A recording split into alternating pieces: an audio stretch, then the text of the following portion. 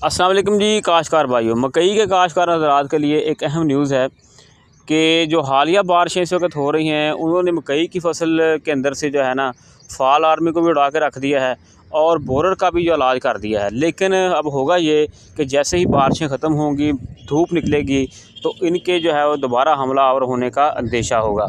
तो काश्तकार भाइयों, आपने करना ये है कि आपने खाद डालने से पहले, अगर आपने खाद नहीं डाली थी, डाल नहीं सके, या भी आप डर रहे थे कि खाद का पता नहीं क्या मसला होगा, लेकिन इस बारिश ने हमारी फसल के अंदर ताकत डाली है।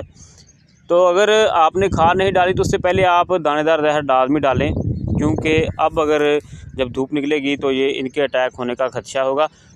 दानेदार जहर डालने के बाद जो है आपने खाद डालनी है, पहले आपने खाद नहीं डालनी है। याद रखें, अगर आप खाद डालेंगे तो नए पत्ते निकलेंगे, जो फ्रेश पत्ते होंगे उनके ऊपर जो है वो सुंडी है या फिर बोरर अटैक करेगा। तो पहले जो है आपने